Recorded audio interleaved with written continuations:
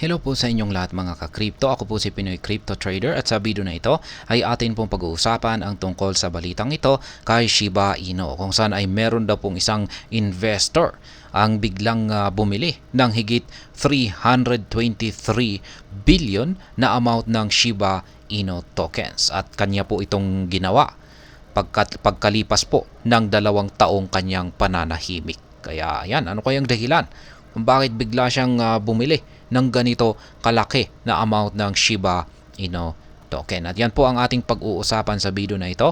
Pero bago po tayo magpatuloy, ay nais ko lamang po munang bigyang linaw ang aking disclaimer kung saan ang nilalaman po ng video na ito ay hindi po ito isang financial advice.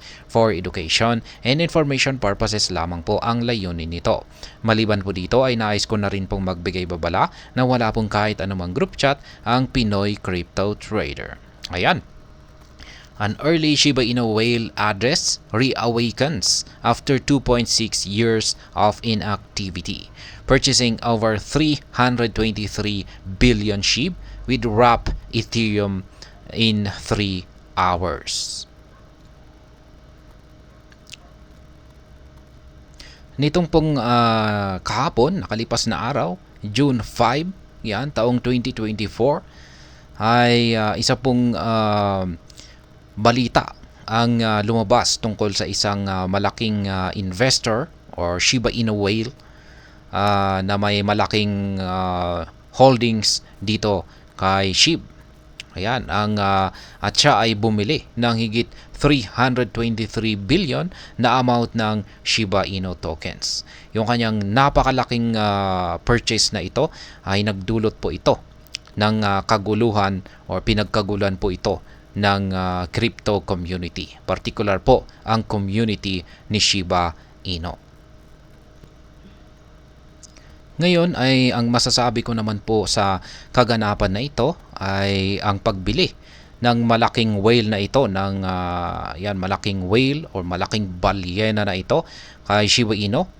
Ayan, ngayong ditong nakalipas na araw, kahapon po, ay meron po itong dalawa na posibleng ipinapakita nito bilang sinyales. Unang-una ay ito ay nagpapakita na malamang ang investor na ito ay naniniwala po sa long-term potential ni Shiba Inu. Yan, siya po ay naniniwala na sa pamamagitan po ng pag-hold dito kay Shiba Inu ay kikita siya ng malaki. Yung pangalawa ay malamang ay isa po itong pagtatangka na imanipula ang market price ni Shiba Inu. Yan, pero isa lamang po yung mga espekulasyon at hindi po tayo nakakasiguro kung yan po talaga ang kanyang mga intensyon dito. At ayan po yung mga holdings ng whale na ito. Ito po ay binahagi ng spot on chain. Ayan. Yan po yung kanyang mga token holdings. Yung pinakamalaki po na kanyang holding ay ang wrap Ethereum na nagkakalaga po ng $4.46 million. Sunod po ay ang Shiba Inu kung saan ay nagkakalaga naman po ng $3.746 million ngayon. Ayan, ngayon ay meron po tayong mga crypto experts dito. Mga YouTuber na rin po sila ang nagbahagi ng kanilang mga sariling opinion tungkol sa pagbili, yan, yung purchase ng malaking whale na ito kay Shiba Inu. Yan, una ay meron po dito si Money Maker, si Avi Lib. Yan. Ayon po sa kanya ay malamang ay isa raw po itong magandang sign or sinyales na magkakaroon daw ng isang malaking celebrity partnership. Yan, at malamang ay mangyayari daw po yan sa paparating na mga araw. At yan, sunod naman ay si Austin Hilton. Ayon naman sa kanya ay siya po ay naniniwala na kung may nangyari raw po na isang kaganapan dito kay Shiba Inu ay ito raw yung magdudulot para mag-skyrocket yung kanyang presyo. Yan, or para tumaas or umangat ng napakataas na presyo itong si Shiba Inu.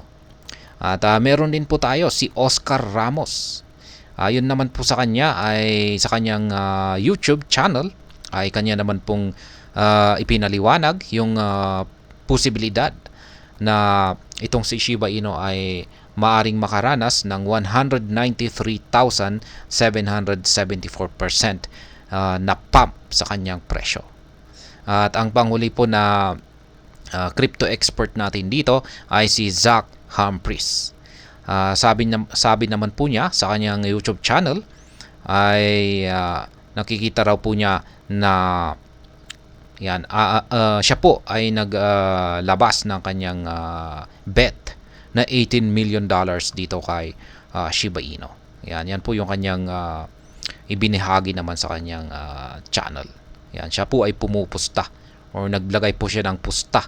Napakalaking pusta dito kay Shiba Inu na umaabot po ng $18 million.